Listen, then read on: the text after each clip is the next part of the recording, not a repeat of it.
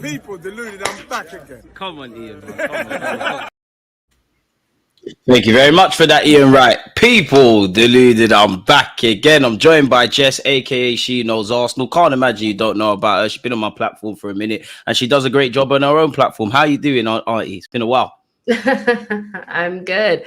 I can't complain. I mean, I can and I will, but yeah, life is good. Let's start there then, man. What you got to complain about? Where's my attacker? Where's my midfielder? Boy, I wish I had the answers, man. Huh? I wish I had the answers, man. I wish I had the answers. I'm asking the same questions you are, man. But go on, man, because you're setting this up perfectly for where I'm about to go with this. Listen, like, I felt like at the beginning of the window we needed to get like a marquee midfielder. Facts. We both did. We're not getting that. I will take Merino. I like Merino. I'm okay with that. But we cannot let this window close without an attacker. Like, I've been having these conversations like for the last 2 weeks, and I'm hearing we scored 91 goals. It's okay. You know, the Invincibles didn't score in six games, you know, so why does it matter? And I'm just like, guys, be serious. Like, we need an attacker. We've all been saying it, you know. And then there's the question about Kai. You know, is he good enough to get us the 20 goals per season? He's looking good. Is he going to keep it up? So, yeah, I think there's hope for, you know, some of our players coming back into form and Kai, you know, going to another level. But is that enough? You know? And we've said a lot there that we can unpack. Let's start with Kai Havertz, man. What would a new attacker mean for Kai Havertz? And do you actually feel he could go to this next level, as you say, some said? Yeah, I think, you know, I've kind of abandoned the idea of getting a striker. So I'm like, okay, well, Kai Havertz is going to do his thing. And I think he's Arteta's ideal striker. He works hard. He presses. He's scoring goals. He's good in the air. You know, all that kind of stuff I think Arteta really likes. He also helps create chances. And then you have Gabriel Jesus, who, you know, 15 league goals is happening. Listen, I know you have to believe in your guy. But we've had this conversation before. I don't think he's going to be much different than what he has been. But if he's as good as he was when we first signed him, those first 6 months, player, you know, so, and nobody can deny that. So I think we need to get a winger. At the very least, we need help. Saka is never going to sit the bench. But there still needs to be somebody that can play on that side, and then maybe a little bit of help on the left, you know. So there's still room to bring this player in. I don't know why, you know, we wouldn't, but you know, I'd be disappointed if we didn't, because I feel like we need it for sure. Being devil's advocate, then, like you said, we got 91 goals. Do you feel that us Arsenal fans are probably overstating the need for attacker, because the vast majority of those players that did it last season and some the year before are there at the moment? Then. I feel like we rely upon stats a lot to tell the story of what we're doing, and we don't use our eyes. Y'all, we know we were blunt in the Champions League knockouts. Let's be serious for 5 seconds. We were watching them games. Yep. And yes, you know, we scored 2 against Bayern. We did get the goal at home against Porto, but keep it 100. It's not like we were peppering the keeper. It's not like we were passing through the lines. It's not like we were looking like ourselves. You know, we had, I think, 5 games last season where we didn't score any goals in the Premier League. Struggled in that December period. 4 of which we lost. You know, so for people that are like, but the Invincibles, I'm like, but they went invincible. when they couldn't score, they didn't allow the other team to either. So, and we're not like that. So it's not so much about the amount. We went through a really good period post-December where we were just wiping teams away. But I think that period has heavily skewed the vision or the history of what the season was. Before December, we were struggling to create chances and to score goals in open play, which I'm not saying that goals from set pieces don't count, but we all know that we want to at least look like we're going to, score chances outside of, set pieces. And we went through games, important games, where we just couldn't put the ball in the back of the net in the second half. So, yeah, I think we need X factor or somebody that can create something out of nothing. I think that's what we're missing is we're not going to get a Haaland, but Haaland is kind of like City's insurance policy. If shit is going left, he's just going to kick in the back of the net. We don't have that. I mean, what do you think? I think you're bang on the money, man. I think you made a great point about people like to hide behind stats. I do think us Arsenal fans, we overrate the need for an attacker, but I don't think it can be overstated that we need one. As we know, Saka isn't going to get too much rest. And personally, I think our fans do a bit too much. But you mentioned Haaland as their insurance policy, we've got players that can score goals. We know they'll be around to score goals, but who is going to score the goals? Only Bukayo Saka is the one you'd bet your house and your life savings is going to be up there. That's not to knock Kai Havertz. He did do it for half a year. And, like you said, he's our guy. I think everyone somewhat believes in him. Trossard's obviously a great player, but I don't know if he's going to continue that. Martinelli, the last 2 seasons before this one have been very contrasting. I'm going to back Gabriel Jesus all the way, but where it comes to goal scoring, he's irrelevant there. You've got Fabio Vieira and Nelson on paper, whether they stay here or not, and we'll get on to them. But I think our attack is quite weak. And it's like what you said. I'm not downplaying set pieces. I like the fact that we can score set pieces, bangers, creative play, etc. But when you break down those 91 goals, there's so many ways to look at it. You look at who got those goals. Saka is up there, Trossard's up there. And with the greatest of respect to Trossard, like Kai Havertz, it all came in the second half of the season. And it's kind of like what Inner Circle is saying here, in that when you look at a lot of our goals, a lot of them, it's not to overrate them, but we had that period where we was putting teams to bed. We was getting 3, 4, 5s and whatnot. So it's like when you really break it down, we can't answer who is going to score those goals. We've shown we can improve. Like last year, we got 91. The year before that, we got 80 odd. I'm a bit like you in that I've given up on a striker. I do think the club were a bit receptive to bringing in a forward. They tried to bring in Sesko. I think Kai Havertz's form has actually made them live a bit more comfortably there. But I just, if you can't get a striker, you need to get an inside forward. I mean, following City would be the best kind of thing to follow, as you know, because they've won the league. But we're not going to go and get a Haaland. Or if we are we going to put down the finances? So I'm of the belief, do you look at Liverpool then? Kai Havertz is our Firmino of sorts. He can get goals and do whatever. Saka is our Salah. Who is that Mane? Martinelli can do it. I'll always believe in him, but I don't know on paper if you're going to do it. Trossard, I think you've got the capacity to do it, but I don't know if Mikel Arteta sees you as a rotationary option or a consistent starter. As you know, he only really got in when something had to change with Martinelli, and it's a bit weird that we got 91 goals, we're fighting for a league, we're doing all of these things, and there's unanswered questions. And actually, to go back to what you said at the start of this, central midfield is what shocks me, because I would love to see this. Why do you think this Mikel Merino thing is dragging? Obviously, we don't know, but why is it dragging? He's got a year left on his deal. He wants to join us. We want him. Why for you is it taking forever? I mean, I feel like Ornstein pretty much said it in his first report on Merino, the very first one, last line.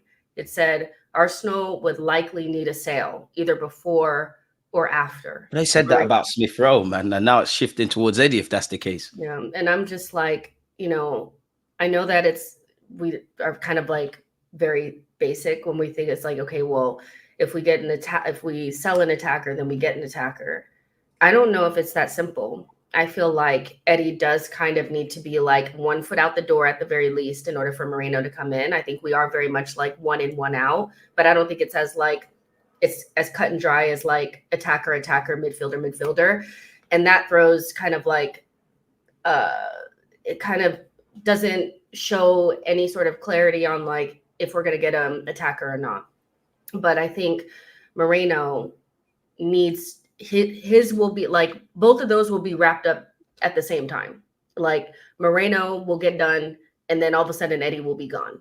That's what I think. because now that it looks like Nottingham Forest are going to take Eddie, all of a sudden it's like the deal's getting done for Merino. I'm like,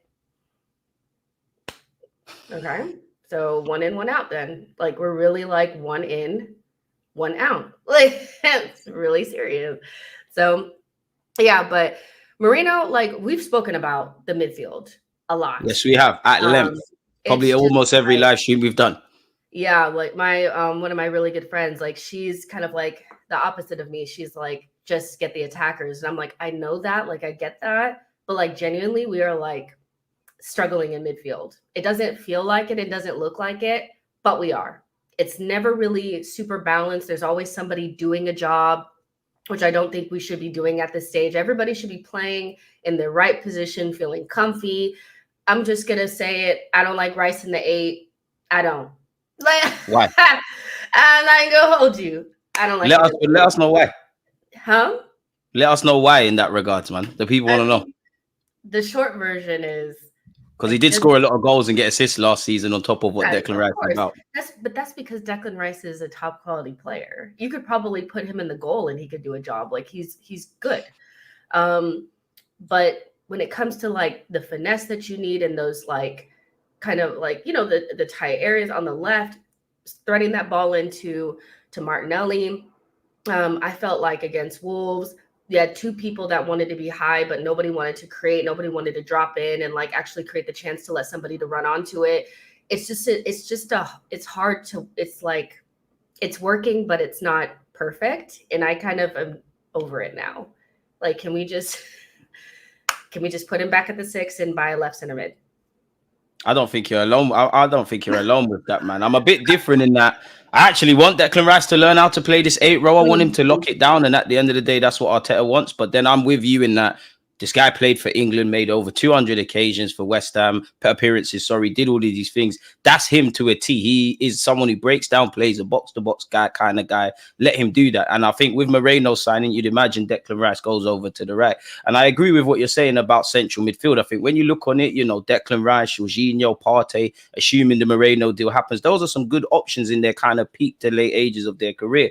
But you look at our defense, I think everybody's kind of happy generally with the options. The attack, yes, we could do with a couple more, but we can kind of do something. The midfield, there's more questions than answers. There's no longevity. I don't think there's a single Arsenal fan that expects Thomas Partey to stay fit for the majority of the campaign. Jorginho, probably we don't want to not to get at Jorginho because he's a great player, but I think we used him more than Arteta would have wanted to. I don't think anyone wants to see Fabio Vieira or Kai in midfield. So a central mid is paramount. And again, I think I speak for every Arsenal fan where that left-hand side had a lot of unanswered questions last season, and it did cripple us to a degree. Moreno go over there, Calafiori or Timber go over there, and I do think you see an even better Trossard or Martinelli. I think the key word I'm kind of looking for is stability in that regards, man. But this is what I mean. There's too many unanswered questions. We don't know who's going to get the goals. We actually obviously have Arts as our first choice striker, but if his form falls off a cliff, Gabriel Jesus could be that. And does anyone have any real? Does anyone really believe in that? Probably not. So there's more questions than answers. What do you think about Merino just in general? Like, because we haven't spoken since we've been like linked with him. Like, what do you think about him? Like, as a, like, you know what I mean? Just as a player, do you think he's good? Because a lot of Arsenal fans think he's crap. And I think they're going to be surprised. I don't think he's crap. I think he's actually really good. And I think with Arsenal content creators or Arsenal fans in general, I think there's very few balance. I think to some people, you know, he's not a sexy signing. He's not £100 million Declan Rice. He can't be good. To which I say to them, and I think there's some people that talk about outsmarting the market and all of this, which I think is BS. The man's available. Arteta's identified him. He's got a year left on his contract. There's a lot to like about the guy, really. And if we are overpaying potentially, which Sociedad are probably trying to make us do, that is not outsmarting the market. But for me, I think it's a good floor raiser. I don't think he's a sexy signing, but you know, he can play as 8, play as a 6. He's 28, so he's very different to what we have in that he knows his role. You look at the tackles, the interceptions, the aerial drills, his, you know, how vital he could be at both ends of the pitch during set pieces. I don't think it moves the needle. I don't think it raises the ceiling, but it raises the floor. So I'm cool with Moreno's acquisition, if I'm honest with you. And I always say, obviously, we're not Liverpool, but you look at when they fought for a league League title. You know, Ronaldo, Mane, Robertson coming off the back of relegation, Trent coming from their academy. Half of those players at the point of them, Milner actually couldn't really get football at City. Half of those players at the time of signing for Arsenal Football Club, they weren't, I mean, Liverpool, they weren't seen as sexy players. But if you buy correctly and smartly, which is what a lot of us fans waffle about the club doing, I'm all for that, really and truly. But it's like, as you said, some people are just not convinced. It's not really a signing that makes you think, oh, we're closer to City. And I think one thing that goes against, under the radar is his durability. Partey can't stay fit. I think this man played, 30, 40 times last season. I'm all for it, man. What's your thoughts? Because I'm all for Moreno signing. I'm not going to do too much, but I think it's a good signing. Exactly. Like, I'm not trying to say that he's going to, like, change our lives, like, be like a world-class player or anything like that. But like, I actually have watched him quite a bit, and because you're trying to watch Zubamendi, Sociedad are kind of like a good team to watch. He's much better than people think he is. He's one of the highest rated players in La Liga, and I know that a lot of Premier League fans don't watch La Liga, and you don't have to. Like, watching other leagues, like, I'm not going to ever shame anybody for not watching other leagues. But I do feel like if you don't actually watch the player, it's hard to give like a good analysis of them. And I feel like people are like jumping at We'll give the guy a chance, like the basic nuggets here. Like, but he didn't start in the Euros. So there are plenty of players that don't start in the Euros that are quality only scored players. in the semi-final. Yeah, and Fabian Ruiz was the best partner for Rodri on the day. But that doesn't mean that like Zubamendi and Moreno were on the bench. Like, that's how good their level is. Think about how, like, Spain, they dominate at every level internationally. Where do you think those players play? They play in La Liga. They're creating center midfield, like good center midfield players, like no one else. So Merino is technically really good. He's not going to like dribble through the rest of the team, but we lack a certain type of quality in our midfield. We get away with it because we win the ball up high. And, we're so good that it doesn't matter at times. But just think about how we played in the Champions League and we couldn't really connect passes. We couldn't pass to the lines. He's going to help bring back a little bit of that technical security in midfield. The passing is going to be there. And then also he's not small and meek. So for those of you guys who hate Fabio, something Arteta wants. Yeah, for those of you guys who hate Fabio, you won't have that problem because he's not getting knocked off the ball. So I'm not trying to say that he's going to be like our Bruno Guimaraes signing. We still need to do that. But I think he's going to surprise a lot of people that haven't watched him. He's not a Newcastle flop, guys. Like, when I and that's a good point, because go on. No, that's a point. You made a good point about Newcastle, because I think that fire in his belly is of what, like, I'm 28. There's an exciting project. I might not be able to be here again. I'm probably held in high regards in my homeland. People remember me as that kind of Newcastle flop. So I want to go and prove people wrong, if I'm honest with you. The only issue I have is I think he's a good passer. I definitely think he's good in terms of progressive play. It would be lovely to see Martin Odegaard being able to, have that license to drop deep and not really have to do too much. But at the same time, I don't know who it'd be. I kind of more wanted someone that was more closely aligned to a Santi Cazorla. And you said Fabian Ruiz. I'm not saying Moreno is a worse signing than him, but I just think he would be kind of more like for like fit with Granit Xhaka. Do you really think I do think we'd have the physical capabilities and the dynamism going up and down the pitch with Odegaard, Moreno and Declan Rice. But do you really think that's enough creativity-wise in the middle of the pot? I think it's satisfactory. But is it really of that level? And I'm speaking collectively, not necessarily about individually. Honestly, I don't think Arteta gives a flip about creativity. I think I don't either, man. Like, I don't think he's looking to bring in. He is. I know, as like Arsenal fans, if you grew up in the Emirates era, you're probably starving, like Marvin, for a Santi or a Jack or Ozil. I don't think Arteta cares about that at all. Like, I don't think he's ever going to be, beholden to some like creative maverick and going to give them all the, I don't think that's his vibe. I think we're going to create chances as a team. But the problem with that is when people stop our patterns and it's not working, there's nobody that can, again, make something out of nothing. The one time that we saw somebody create something out of nothing from a creative standpoint was Odegaard against Porto. but we don't see that very often. Somebody just like making that pass happen. So no, I don't think so. I don't think it's enough. Just like in general, I think we need one other player. That was supposed to be Fabio Vieira. He's not really hitting the marks. So yeah, I think we're still lacking in that, X factor in midfield as well as up front. I don't think it's enough. Do you think one body in midfield? Do you think one body in midfield's enough? Assuming it's just Merino.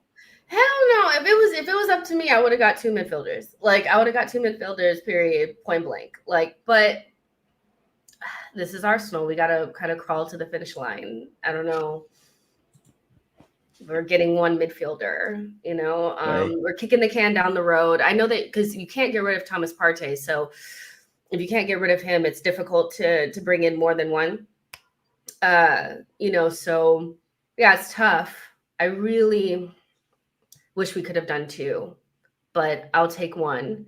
And Ethan, I know you're like, let him, get up to speed. But Not get up to speed. I would just like to see Ethan. I think Ethan needs to be exposed to football at first team level. I'd love to see him get the Smith Rowe, Nelson minutes, occasional starts and things. But what I would like to see him is what's probably going to happen with Ethan is he's not going to come into this like what Martinelli did, like what Smith Rowe did, like what Saka, where it's just chaotic. I think it will be kind of similar to Phil Foden in that you're allowed to thrive, you're allowed to be a kid. He's actually someone that I would rather get the minutes ahead of Fabio Vieira. If there is issues in that midfielder in the 10, I'd rather Ethan because at least you're going to learn. I think Ethan's in that stage now where you need to be outside your comfort zone. It's like being a swimmer. There's no point learning how to swim if you can stand up in the water. You need to be in strong currents. So I'm all for that with Ethan. But at the same time, I think a lot of fans, because he's so talented, like young players, and they say he's this, that, and the other, and he's a generational talent, which he's all of these things.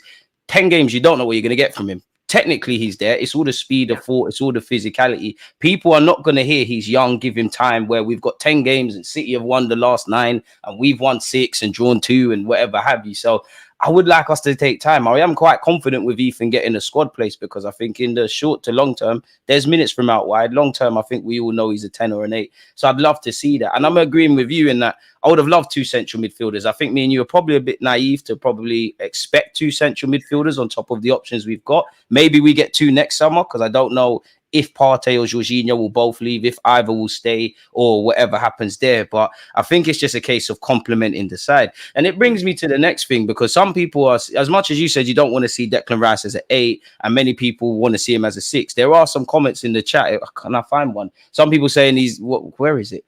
There was a comment about him in the 6 role. How do you feel about that? Now, we both know the way. Go on. Listen, like, I've heard it all. I think this, there's definitely some work to do. Like, I'm not saying Rice is perfect at the 6. There are problems to overcome with him at the 6 because we're used to having somebody that, like Partey, who can kind of unicorn of a footballer, Thomas, break through the lines, kind of thing. I get that, and Rice needs some work on that. That being said, I do think that football, we try to overcomplicate it. It's like, okay, well, if your 6 was Partey, then the next 6 that you bring in has to be like Partey. Not necessarily. I just feel like you have to have those attributes that Partey has in somebody else in midfield and balance things out. Like, Rice has never played with a Xhaka type ever. Like, he hasn't in midfield. He has Kai usually in midfield with him. And I'm sorry, no offense to Kai, but he's not a midfielder, So I think if we could balance out the midfield and focus on Rice doing what he does best at the 6, and then make sure you have those other attributes, the passing and that kind of stuff, line breaking passes somewhere else, somebody that's comfortable dropping deep, somebody that's comfortable on the ball in central areas, not too high, but like deeper, it's fine. But I'd like to see it before I just throw it in the trash. People know that, Rice needs that player next to him, but if there's no point in buying him when he excels in certain things and not allowing those things to shine. And I do think we're getting away from that a little bit. The reason why we bought him is because he's elite at winning the ball back. He's athletic, he's physical, and he shields the back line. There's nothing wrong with a DM just being a DM. There's nothing wrong with him being different than Partey, but you can't leave him on an island there with like Kai Havertz right there, who doesn't want the ball, who's not going to, you know what I mean? Like, he's not going to drop in and create those angles. Like, he's not going to do those things. So, and I personally, for me, I think I would rather see Rice in one position and allow him to grow into it than bouncing between. But we'll see. You know, I think some people have written him off as a 6. I'm not quite there.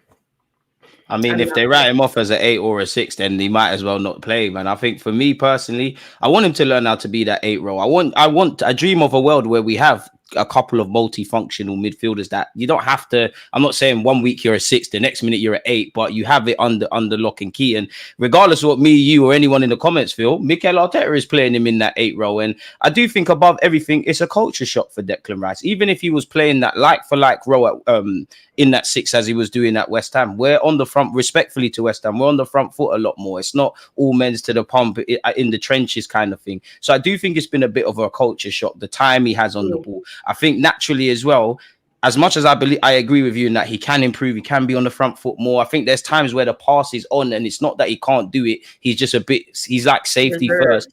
At the same time, I do believe in accepting footballers for what they are. Like, he is in his mid-20s now. He's played over 200 times in the league. How many times for West Ham and Arsenal? We're not going to wake up and you're Frank Lampard. You're like Frank Lampard or you're Paul Scholes. It's like, it's not you. You didn't become a professional footballer off that. So how good, even if you improve, how good are you going to be at that? It's like Zinchenko. I don't believe in him defensively. Statistically, he has improved. He has put in some good performances in that. He's just not level. So I don't ever see Declan Rice being levels in that regard. So I want him to I just want him on the pitch, really and truly. And I do believe we get too caught up on specific roles. I mean, there's times where the 8 is going to be deeper than the 6 and vice versa. But I just think we just need a partner for him. And I think one thing that goes over, a lot of people's head is, like you said earlier, it's like Declan Rice has had to do too much. He's had to do other people's jobs. He's had consistent partners, as well as joining a new team and playing in a new role and indirectly being part of that kind of dysfunctional left-hand side, which is poor, if I'm honest with you, on our part. And he's taking it all within his stride, which leads me on to the next thing in that, I think everyone can agree it's quote unquote exciting what Arsenal's doing. But do you think people are being harsh on Edu? Does he deserve more time? Oh my gosh! You look at the Eddie and Nketiah thing. People are getting on to him about Marseille. He's gonna get more from Forest, allegedly. Well, okay. Like, I think Edu's done it. Edu's done a really good job in rebuilding a team or a club that was on its knees. Like, that is something that you could never take away from him. When Edu first came in and Mikel first came in, we were so bad. I think people forget how devastating everything was. And COVID hit at the same time. So imagine trying to rebuild a club when there's no sales, there's nothing, there's no football. Like, it's crazy. So I give him a lot of credit for that. I think the problem now that we're in is we've kind of graduated from that, and now it's win now, or at least for Arsenal fans, it's win now. And there's questions around whether or not we're building a team well enough and fast enough to actually compete at the highest level. Now, some people would believe that we are. We're battling City, but I still feel like there's a lot to work on. Not even just from off the pitch stuff, on the pitch, domestic cups, Champions League. There's a lot of things that, still need. Isn't that more Mikel Arteta though? It is, but it isn't. I feel like Arteta is doing, I think, a better job than Edu is in terms of I think Arteta is a better coach than Edu is a technical director from what I'm looking at. I think Arteta is squeezing as much as he can out of the group that he has. Ooh, I don't know. I think he is. I think he's doing a really good job at getting a lot out of the group. And I think sometimes the decisions that are made off the pitch in terms of the players that we bring in either don't improve us, they make us go sideways, they make us different but not better, or they just end up being lost. And I think there's too many misses in there. There's too many players that we bought that we're trying to sell. There's too many academy players that are going for frees. There's just too many little things that I feel like people are picking up on. Does Edu deserves to be, I think, questioned at the end of the window, not midway, or we're getting to it. The last couple 10 of days. We're getting to it. But I think most of us are already assuming that we're going to miss out on at least one thing that we really need. And We can't afford so to. that's frustrating.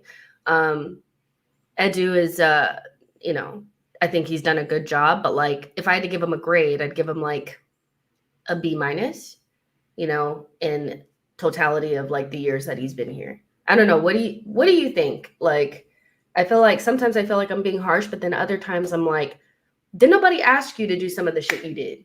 You know, nobody asked you to buy, you know, I like Kai now, but did nobody ask you to buy like 65 million? I mean, I French? mean, I think it's a bit harsh because I feel Fair. at the football club, I feel when things are going right, it's all Mikel Arteta, and I feel I'm not talking for the people that are negative, but I feel when everything's going right, it's so innovative, it's great from Mikel Arteta. When things are going left or looking a bit shaky or areas of improvement, it's like everybody can be blamed but Mikel Arteta. Now the club always sit here and say it's a collaborative thing. We do this, we do that. Now, me personally, I've got no evidence. While I guess if you were to write down everybody's remit and the pyramid at the club, obviously Edu is above Mikel Arteta, but I think in reality, Mikel Arteta is above Edu. They will let Edu gladly go before Mikel Arteta. I definitely agree with the contracts. You look at Eddie Nketiah and Reece Nelson, you know, we're struggling to move them on because of that. His negotiating tactics could definitely be a lot better. I mean, he went to Brazil and he brought back Marquinhos. I think he needs to hold that one, if I'm honest. We need to get better at not only selling, but being a lot more proactive. Because, you know, you look at Waters, you look at Koza Jubri, these players are bringing in some sort of fees at the football club. And I feel for every, like, Balogun, there's ripping up contracts, there's all of that stuff. But to which I caveat that with Mikel Arteta, we're not giving Nelson already a new deal unless he sanctions that. You asked for Kai Havertz. I can't blame Edu for getting it done. If he's saying X, Y, Z, I need X, Y, and Z. It's like if you tell me to go to the shop and I bring you the ingredients and you cook a meal and the meal shit, you can't blame me. I got everything you wanted. And that's to a degree how I feel with Edu. I definitely feel a more experienced manager with maybe a better phone book is able to pull a rabbit out the hat is what we need. But I don't think we can blame. Like, I genuinely don't feel half of these players come in without Mikel Arteta sanctioning such.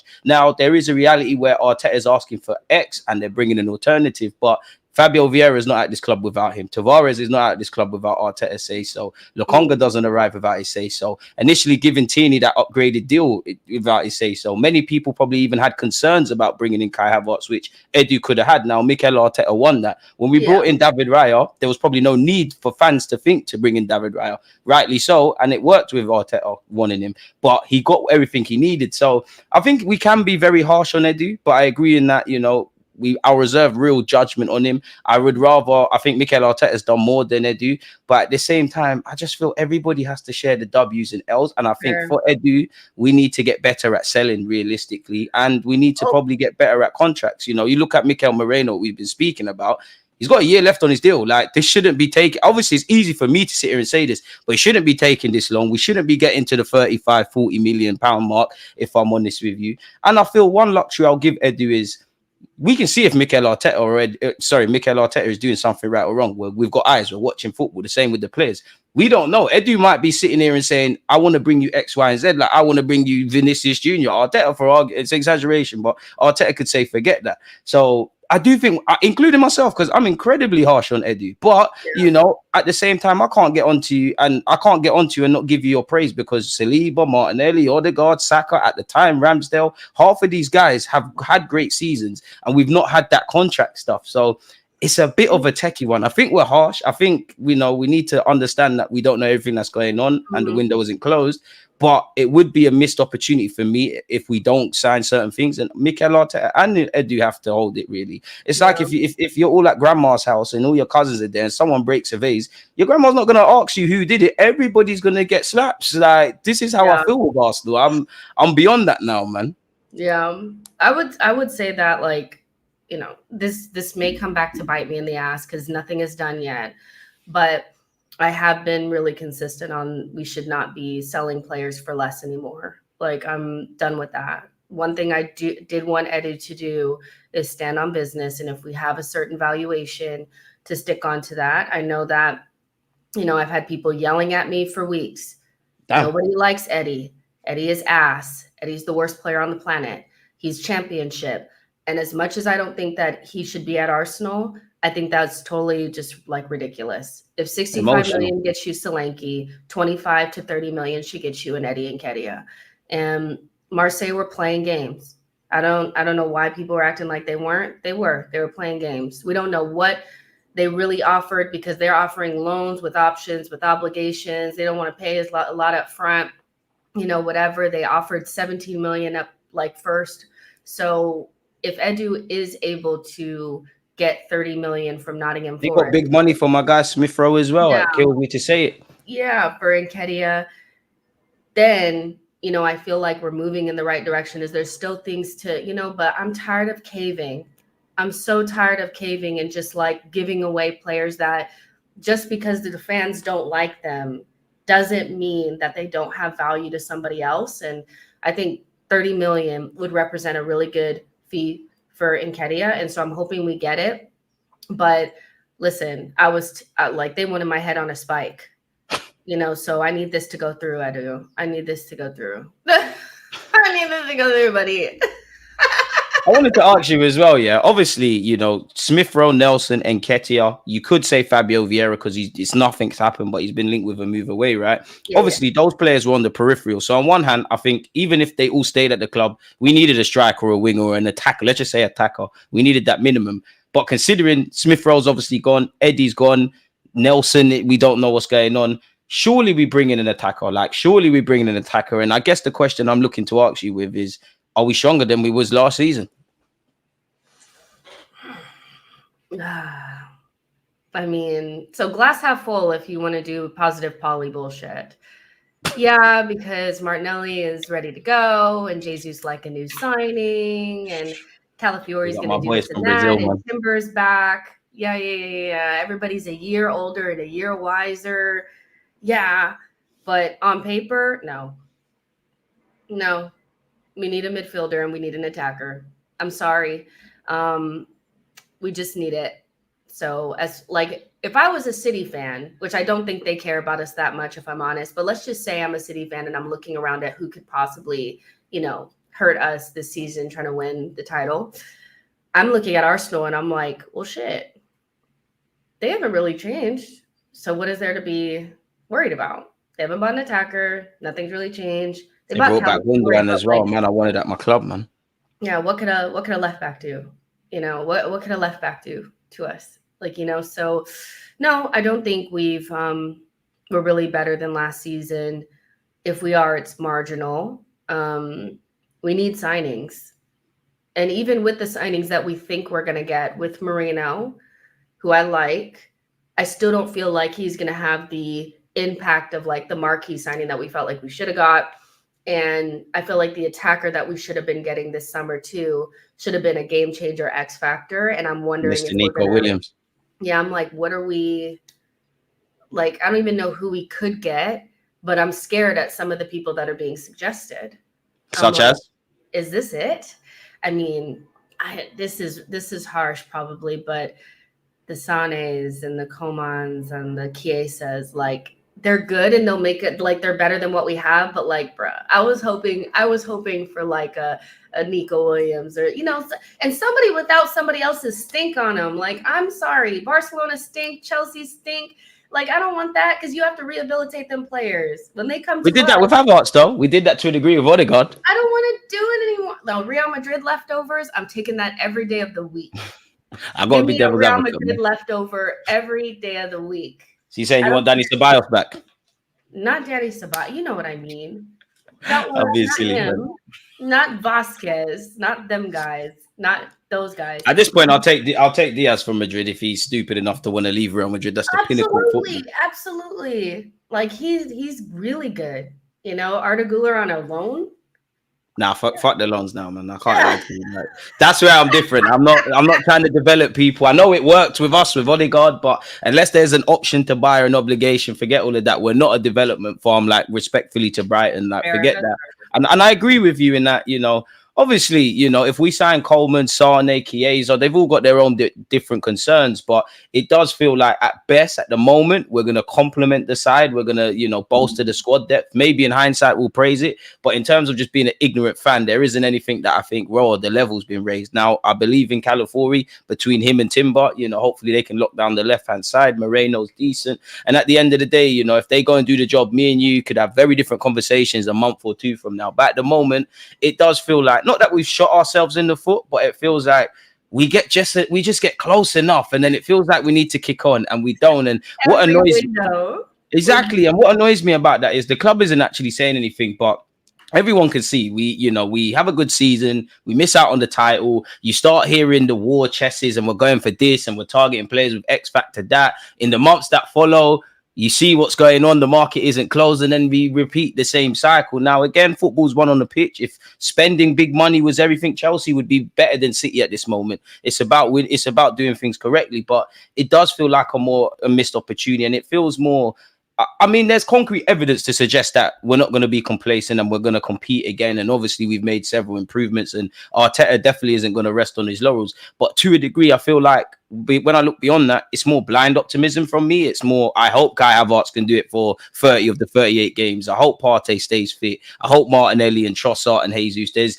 When I'm looking at it harshly, just by winning a league, there's certain questions I can't answer. I can answer a lot defensively. I think we've got the defense and the defensive outlook of champions.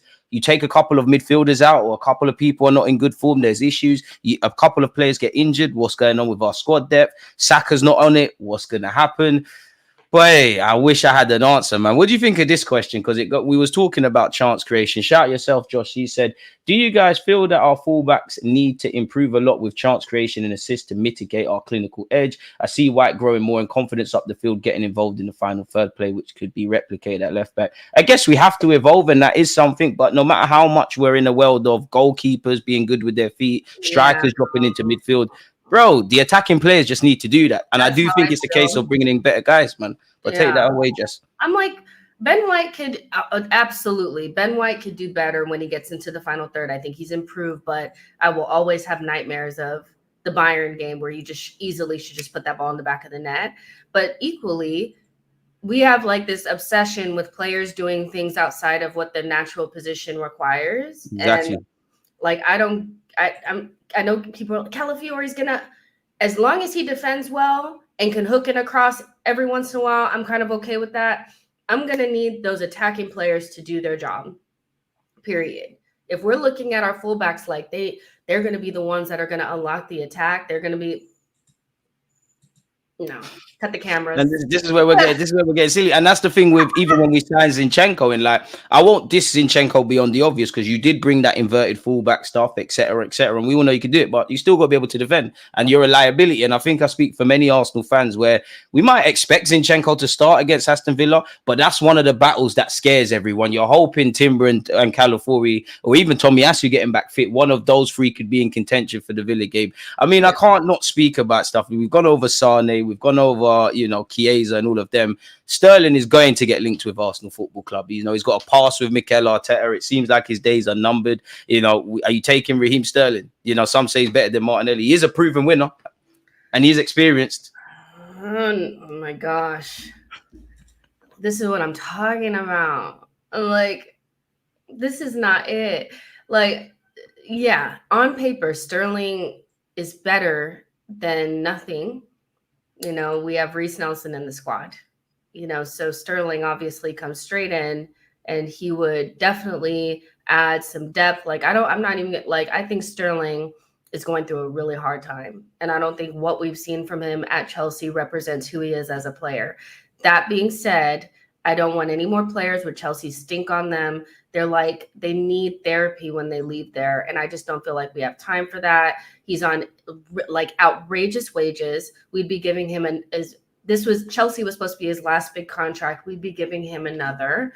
And I just don't feel like that's the era that we should be in. That's a signing that I can see like Villa doing. Like, I can see that. They've been linked with him as well. Yeah, that's not shade to Villa either. But I feel like Arsenal should be get somebody that's fresh, new, a little bit younger, and is going to take us to the next level that's better than what we have.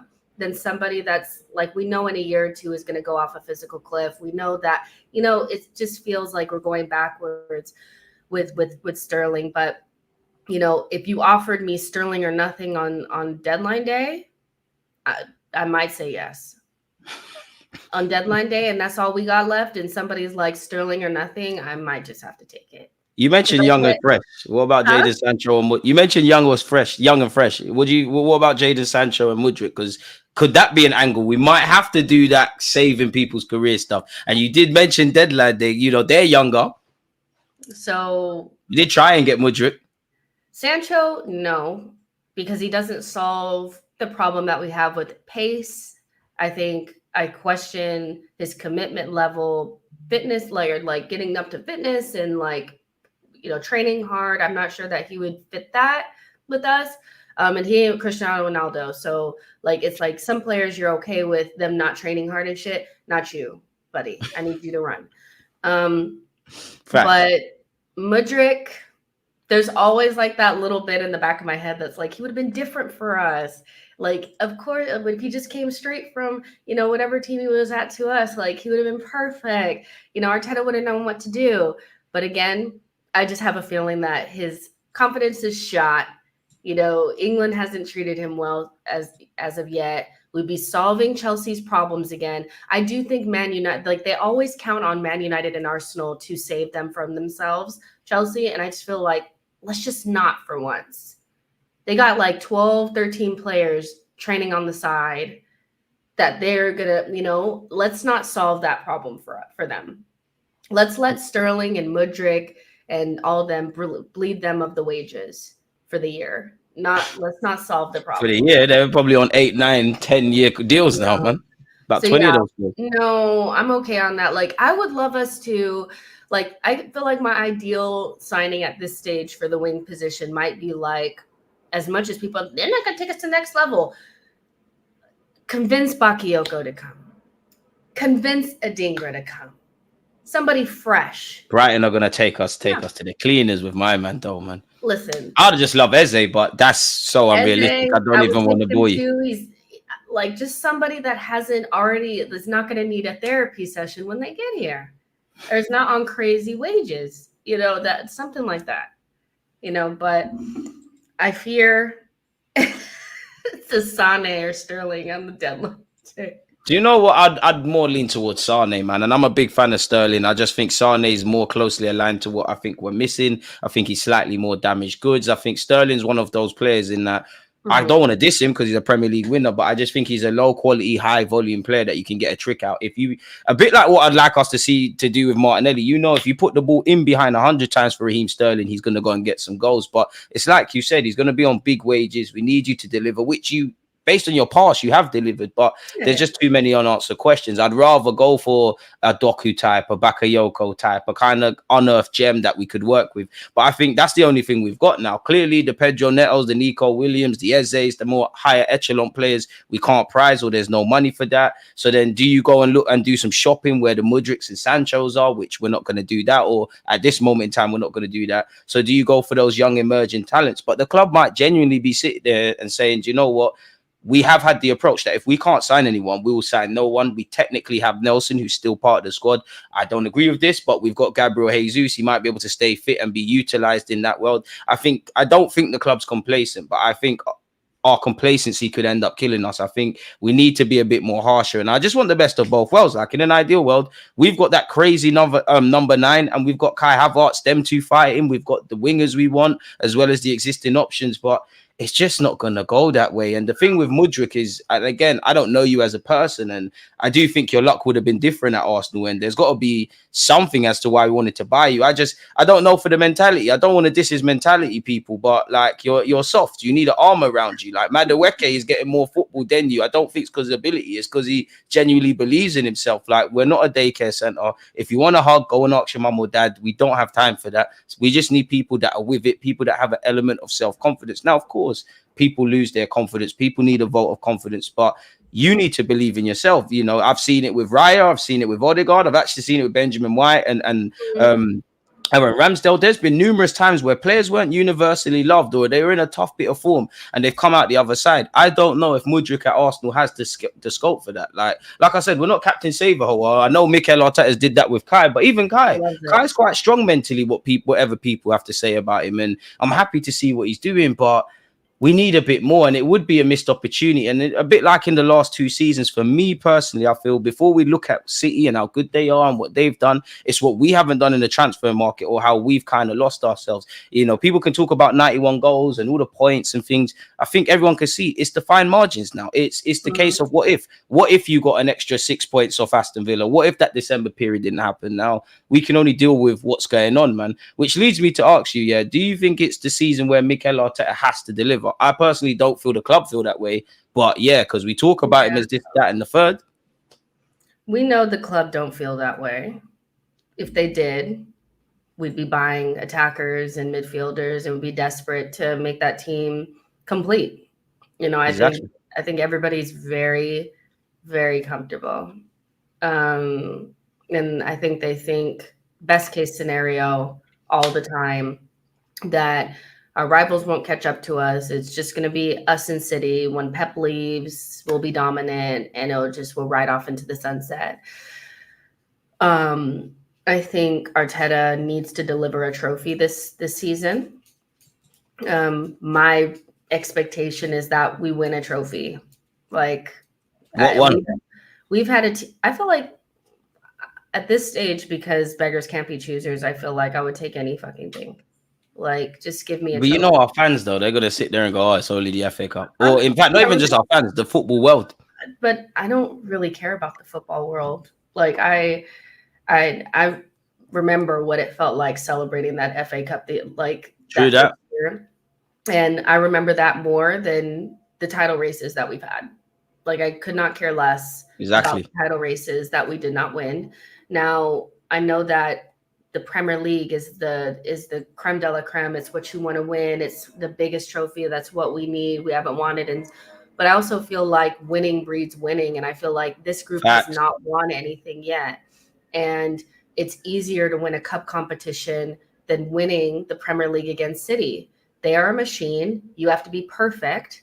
In the last 2 seasons, we have been really good. And in the back end of last season, we were damn near perfect. We still didn't get it. It's a lot of foreplay, not enough penetration, man. Ultimately. Yeah, exactly. And I'm just like, they need to know what it feels like to win something soon.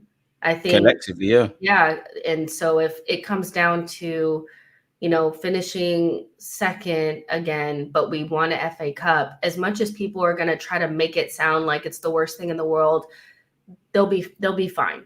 They'll be fine. And the team is more important. They need to know what it feels like. So deliver a trophy, take the domestic cup seriously, please. Like, I cannot do another season of just going out really on the early stages. I really can't. But do we have the depth for that as well? I feel like we've always had, not always had enough, but I feel like people have been, well, we just don't have enough. We just haven't performed anywhere near close to our level in those competitions. I feel like maybe we need to mix it up a little bit more. We can rotate, but maybe not rotate so heavily. I feel like we've been so desperate not to play certain players in those games that we just fall apart. You know, let's see what it's like. Maybe not having Nketiah and having Jesus in, you know, because that's what it would be, right? Because no Nketiah. Provided he's fit, yeah. Yeah, so it'd be Jesus, not Fabio.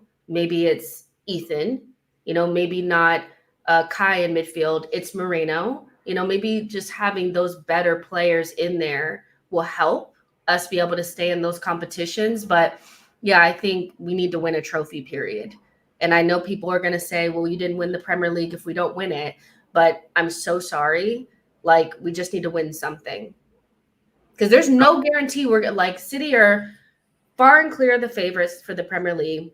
Most likely to win it.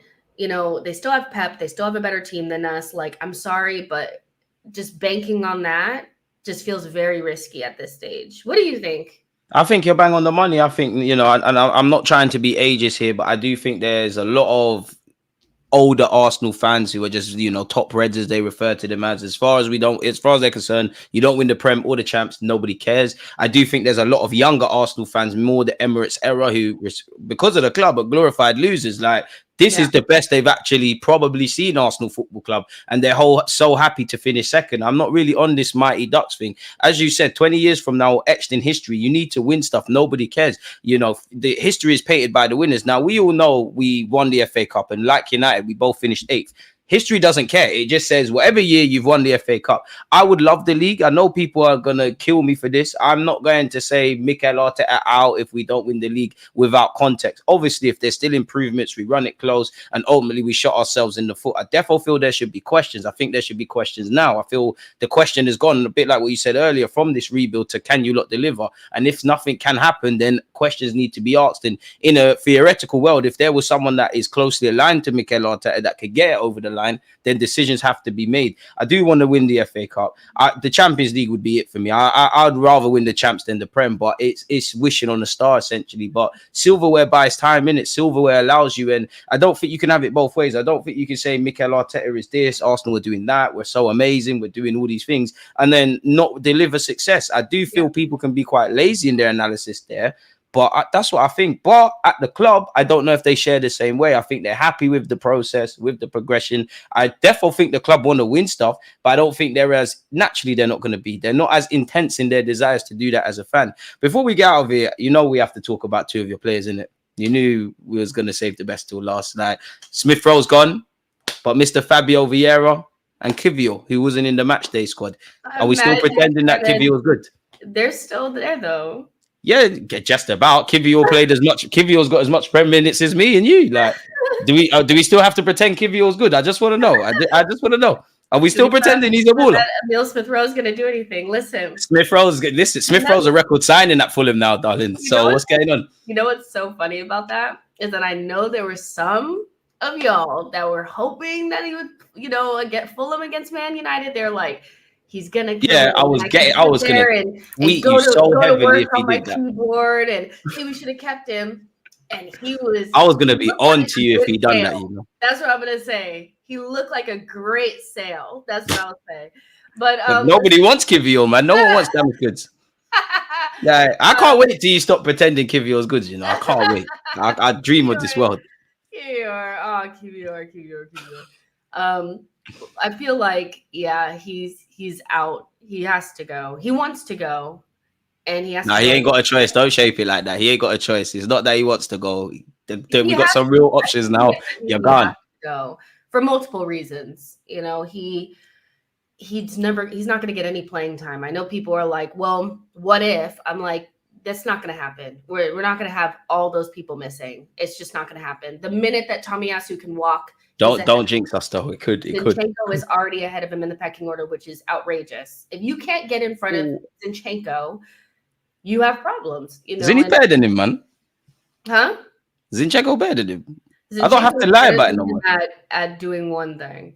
Right? Yeah. What's Kivior good at in comparison to everybody? What does he do outstanding? Tomiyasu, great 1v1. No, Calafori. He doesn't do anything outstanding. He doesn't. So bye, Kivior. You haven't won this. You've lost. I have. Is in a different kit playing. It's over. It's over for Kivior. Like, we tried to get you to go Bologna. Like, you're gone, bro. Like, he's gone. He's gone. It's cool, Jess, man. Come to the dark side. What needs to be said to what do I need to say for you to feel like I won? Because you need it. So listen, just as long as Kivior goes, it's 1-1, isn't it? Like, we both won, we both lost. If Kivior goes, then it's 1-1. Yeah, make sure Kivior, let's caveat that. Make sure your boy Kivior signs for either Inter, AC, Juventus. If it's not one of them top clubs there, I don't want to hear it. Because this is how they talk about him. I was hearing Italian, he was great in that league, and people were lying about, having a great defensive performance against a Burnley and all these teams. But hey, we don't need to pretend Kivior's good no more. Lovely stuff. Now, on a serious note, I feel sorry for Kivior because you're just not going to get a look in. A part of me, actually, a bit like what you said about nobody getting injured, a part of me kind of wants to say, Kivior, fuck how you feel about getting first-team football. You might as well just let you hang around like a spare part, which probably isn't the best case. We're saying for Fabio Vieira then, who we probably both agree. I actually like Fabio, but He's not giving us nothing to work for it with, man. It's not looking good. Listen, like during preseason, it highlighted how, first of all, when you're being shunted out to the wing and a 16-year-old, 17-year-old is playing in the position that you're supposed to be playing, It's peak. I think that says a lot. And then I know Fabio scored a goal against Bournemouth, but Ethan genuinely had more moments than him. He got on the ball. He was trying to make things happen. Now, some things came off and some things didn't. You at least see him. I prefer that to the ghost game where I cannot remember a single thing that you've done. And so I think Fabio can be quite cavalier, where he's just kind of like, I'm just out here, but you have to make it shake. You have got to make the game happen for you. You cannot let it pass you by. And I think he did that, and then he got injured. And I just think it's just a matter of time. It's the same old cycle with Fabio. That's the jarring thing, because he's actually a good player. It's just one, like you said, you're not showing it. I think you're too lightweight. I don't think you're good enough off the ball. And I don't think you're a right winger. But at the same time, I always try and put my finger to the side and look at it. It don't matter what I think. Arteta's playing you out there. As you said, you've got to make it happen. And I know he's not Cole Palmer. You're not Phil Foden. You're not Bernardo Silva. But in terms of, their stature and technical ability, you're kind of you're not in the same realm, but you're kind of like them. So why can they perform and you can't? Last question before obviously we go over to your platform. If he goes on loan, is that the beginning of the end then? Because for me, it feels like them loans where I don't want to rule it out, but it's for you, it's them loans that you might not make it back from. It's not a Smith Rowe or Huddersfield thing or whatever. It's one of those types of like, we're priming you for the sale. Like he's not coming back. Fabio is 24. Big boy now. So this is it, and my thing would be get him on a loan in a league that he'll look good in, and then start building his profile to sell him. Yeah. We're going to lose money on him, but it is what it is. Like, because my whole thing is once it's not going to work, you need to start prepping for the sale, or else we're going to have people sitting around wasting away on our bench. As he's doing. And, Fabio, I could be reading into it, but I don't even think he likes. No, I'm not going to say he doesn't like being here, but he's not desperate to make it work. And if you're not desperate, then I need you to go. Like he's just not. Yeah, he's not. It's like, where's the desperation? Are you too cool to be desperate? I need to see you. I don't think he's got it in him. Be desperate. I don't know. I think he's got the Kivio thing about him in that I don't know them as people, and you wouldn't be in the squad, but I just think you're soft. Like, unfortunately, I hate to put it like that. I just don't think you have it in you, Fabio. You've got the ability. It's just, like you said, you never get the vibe that he's proactive. He's obviously had some great moments. You fit in, but you need to stand out. And the reality is, if he was to be seen as a right winger, Saka's there. You got to do a lot to get in front of him. Odegaard's the 10 and the captain. You got to do a lot there. They left 8. It felt like open season. Smith Rowe's paid the price for not doing anything there. Fabio, You're not doing nothing. The only issue with Fabio versus Smith Rowe is that you're his guy. You bought you for 30 million, so he might want to persist with you. The only thing that saves Fabio at this moment for me is that you're a body, really and truly. But I'd love for it to work because I like Fabio. It's just you're too lightweight. You're soft. You don't really do anything. You're a good player, but what does that mean? You were bought for 30 million. You came from Porto's academy playing for Arsenal. Like, everybody's a good player by that ilk, unless your name's Kivio. But on that note, though, people, we're heading over to Jess's platform. Let them know where we can find you, man. Yeah, guys, just search She Knows Arsenal in the YouTube search bar, and I'll pop up, and we'll be live in like 5 minutes. So. And make sure you're subscribing, people, as well, man. We do a bloody good job for you lot. But yeah, on that note, I've overran the time. So yeah, join us over there. Any questions we've missed out on talking points, go and filter through over there. And yeah, man, we're out now, people. Don't forget to like, comment, and subscribe. Peace. Against this right back, Charlie.